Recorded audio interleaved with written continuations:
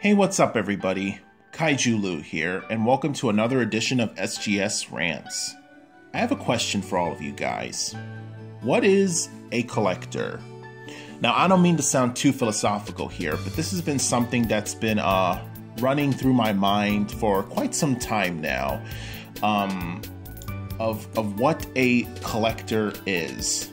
Now, as I went on the internet and looked up the actual definition of a collector, it says here that a collector is a person who collects things of a specified type, professionally or as a hobby. Now, two words that pop out of my mind when I read this definition is professionally and hobby. And I guess a collector can be either one or the other or both. But I believe that there are two different kinds of collectors in the world. The ones that keep everything in box for what they buy and collect, and the ones that open up everything. And I guess, you know, there could be a gray area to this as well, but I want to dive into it to see if there is an actual right way, or the real way of being a collector. Now, one of the things that got me started thinking about this actually was a few months back. One of the YouTubers that I used to watch a lot now, that I still watch from time to time, is Grimm's Toy Show. I guess I should make a shout out to you, Grimm, if you're even listening to this. Or if you find this video one day. But Grimm's Toy Show, if you guys haven't heard of it, is a YouTube channel that is hosted by a man named Grimm, and he has several channels on YouTube, and he is a huge collector of WWE wrestling figures, as well as Transformers, and I believe G.I. Joe. And Grimm, a few years back, which I actually found when I did some digging on I forgot what channel, maybe the Discovery Channel. I found it on YouTube. You guys can find it as well. Grimm made an appearance on there for a segment. I forgot the name of the show, but it was a segment called Dangerous Hobbies or Extreme Collectors and stuff like that. And it was pretty much a documentary, a small little documentary about people that collect odd things, or if that, you know, their collecting addictions take over their lives and go to the extreme and affects everyone around them, their friends, their family, their life and stuff. And even though I still think that this episode was a bit exaggerated, it's still something interesting to watch. But as I was listening to Grimm talking to a doctor, I think it was a psychiatrist that went to Grimm's house and everything, and because of course Grimm, he takes everything out of the box. He takes everything out of the box, particularly his wrestling figures, because of course he uses them on his show and stuff for his segments and stuff, and been doing that for years. And the doctor told Grimm that you do know that, which is a true fact, that if you remove something, if you remove an item out of its original packaging, it loses well over 50% of its value. And Grimm just said straight up, he said, you know, I don't collect them for value. I collect them for fun. That's it. It's a passion. It's a hobby. It's something that I love to do. I don't keep them in box. And one of my favorite quotes, this is not an exact quote, but something that Grimm said, which really popped out, which really stood out, is that he was like, why in the hell would I want to buy something and keep it in box for the rest of its life? It's like, in his analysis, a little bit crude, but it makes a whole lot of sense nonetheless. He says that it's like having a woman and not taking her clothes off. That's what he feels like when you buy something that you love to collect and you keep it in the box. It's like having a woman and not taking her clothes off. So I don't mean to sound crude here, but But this is what Grimm said. This is how he described it, and which got me thinking. Because about collectors who keep things in box. Now, I don't mean to offend anybody out there, especially for you diehard collectors who do keep some or everything in box, but is that really what a collector, is that really being a real collector? Is that a real collector? And I even asked myself this because myself and Sega Shaw in particular, and a little bit of Retro Nick as well, we, the three of us here at Super Game Strikers, are huge collectors. We have some similar interests in collecting. We collect vintage video games as well as modern video games. So pretty much video game collecting, old and new, as well as collecting some figures, particularly amiibos. For myself and Sega Sean, we're very big on that. And Retro Nick collecting some figures as well. A mix of everything, as well as some trading cards as well. And but yeah, we're huge collectors, and amiibos is something that that popped out of my head when I heard Grimm talk about this, about keeping things in box and stuff. And when I think about it, because all right, when it comes to amiibos, I don't know if you guys heard from any of my past videos, but when it comes to amiibos, the only ones that I keep in box to this day are my Super Smash Bros. Amiibos, amiibo set. I am near completion with my Super Smash Bros. Line. I only need like a couple of more, and I have the whole entire set.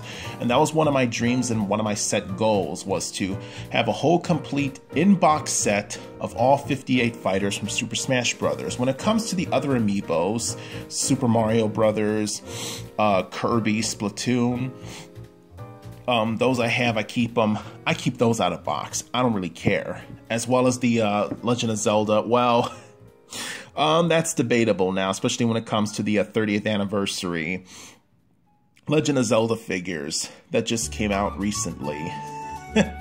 I'll get into more on that later for my reasons. But when I have all these Smash Brothers amiibos in box, I get conflicted. I'm like, am I really a collector for keeping these in box? Do I really love these things? Or, because another thing too that I heard about what people criticize about collectors, they're like, oh, a person's not a real collector if they just keep everything in box, because that means that, you know, you only want it for the value. You don't really actually love the thing that you have in the box. You only bought it for the value of it, and you're which is you're pretty much no better than a scalper. You're gonna keep it in box, and you're most likely just gonna sell it one day because it's gonna be more pristine. It's gonna be much more valuable, obviously, especially over time when production of this product ceases and they don't make it anymore. Obviously, this thing is going to go up in value, especially if it's mint condition in box. But of course, if you remove it from the box, it's going to lose well over 50% of its value. It's not going to be really much. It's not going to be really worth anything in the future. So when people are saying, okay, when you take the things out of box, that means, oh, that's what those are the real collectors, because you love them. You actually care for them. You're actually really you're the real passionate collector about it, about your stuff. But when you keep them in box, that means, oh, you're not a real collector. You're just keeping them there for the value. That's all. I don't know what to think of it. I know maybe a lot of you guys disagree on it. Maybe you guys, for those of you who keep your stuff in box, but I don't know. I mean, myself and Sega Sean, we're two type of guys who really appreciate not just, the artwork and the detail and the color of figures, but back to the amiibos as a prime example again.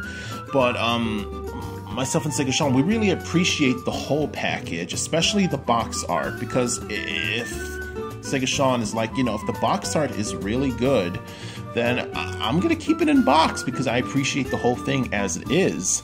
And which brings me back to the Zelda amiibos, which came out recently. The 3 Legend of Zelda amiibos, Retro Link, Ocarina of Time Link, as well as the Wind Waker, Toon Link, and Zelda 2-pack.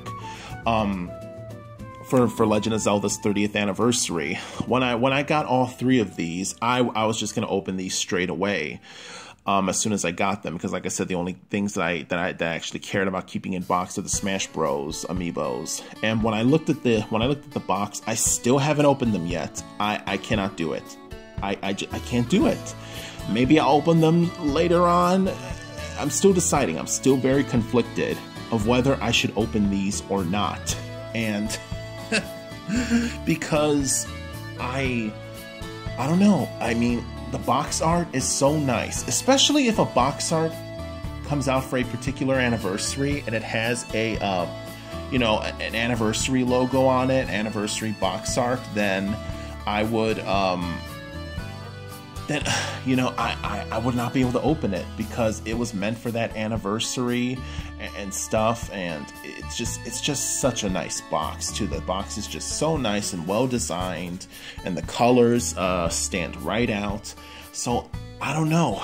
I'm not sure if I'm able to open them, but you guys out there are probably like, whoa, gee, KaijuLou, here is a simple solution to all this. Just buy another set and take those out of the box and keep another set in the box. Well, that's all well and good and stuff, but another problem is money. I am not made of money, people. So yeah, us at Super Game Strikers, we are not rich. We are dirt poor, just like all of you guys. we are very dirt poor. But oh man, for lack of a better term, but maybe that will be the case, because I never really intended or planned on buying a second set of Zelda amiibos. I really wasn't, because I only, when it comes to Smash Brothers, oh, there is no way in hell. There is no way in hell that I'm going to buy a second, another complete second set of Super Smash Brothers amiibos. One to keep in box and another 58 to keep out of box. No way in hell. 'Cause money. Oh man, and there's a couple of Smash Brothers amiibos. The ones that I really love are the ones that I like the most, or that I know I am going to use, because some are compatible for other games as well besides Super Smash Brothers. Okay, I will buy a second set of those, but I've only bought like a few of those. It hasn't really been a lot, and so yeah. So probably I'm probably, and once again, you know, no offense to Zelda fans, I am not the biggest Zelda fan in the world. I've collected the Zelda games. I really want to get into the series, and I've played a few of the games, but I'm gonna admit to it myself, I am not the biggest Zelda fan in the world. But I appreciate the franchise for what it is and what it's done in video games. But yeah, I'm probably gonna go out there and buy at least one more Retro Link amiibo to open, because that is my favorite one out of that line. It is just so nice. It is just so nice, and I can't wait. And I'm probably gonna do it. I'm probably gonna buy that as well. But enough banter. I really apologize. back to the talk at hand. But yeah. Bottom line is that if I have to, you know, I guess categorize myself in the collector spectrum, I'm gonna have between, you know, guys that keep all their stuff closed or opened. I probably have to put myself in the gray area. I'm more towards the opening part, because the majority of my stuff is open. I only keep like a certain select things closed, but I keep myself, I would probably put myself in the gray area. That is the best way to describe me, and I probably think that is the best way to describe Sega Sean, but I think he's more, a little bit on the opposite side. He is a bit more on the closed part of collecting. I'm gonna have to say, because he keeps more stuff closed than I do, that's for sure. And you know that's true, Sega Sean. I've been to your room over the I've been to your room over the years. I see what's what. And yeah, I mean, and the stuff that I keep closed, I obviously, you know, I am a true collector at heart through and through. And just because I keep it in box, I don't do that for the value. I honestly don't. When it comes to the amiibos, or I even have a couple of other things that I have in box, I don't collect them for the value. I collect them because I appreciate them for what they are as a whole. I appreciate the whole spectrum of the product. Because if the box is nice, I'm keeping the box. I am not throwing it out or anything. And you know, if it's most likely going to stay on the package, because it's just more nice looking altogether, in box and everything. I don't know. So it is, you know, that doesn't mean that I'm just doing it for the value, that I'm just a scalper like they say everybody else who keeps their stuff in box. No, far from it. I do that because I appreciate the product, the collectible, more for what it is. You know, you guys know what I mean, obviously. And but I don't know. I really think bottom line is there isn't a true or real or right way of collecting stuff. I don't think so, because the world around us is so diverse. It is so different, with different kinds of people and different kinds of attitudes and different kinds of interests. And let people collect what, you know, not only let people collect what they want to collect, but if they want to keep everything boxed up in box, let them do it. If people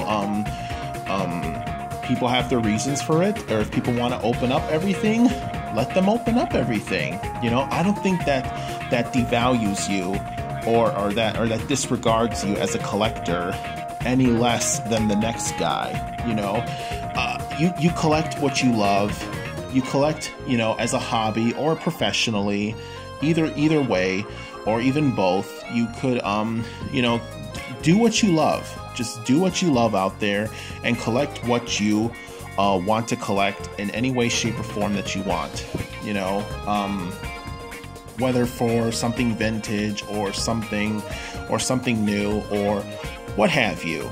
You know, bottom line, I believe that there's no real true collector in this world. We are all just, you know, we are all just so diverse and so different like that. And but all of us share that commonality of doing what we love the most, and that is collecting some of the things that are most cherished in our hearts. But on that super cheesy note, thank you guys so much for watching this video.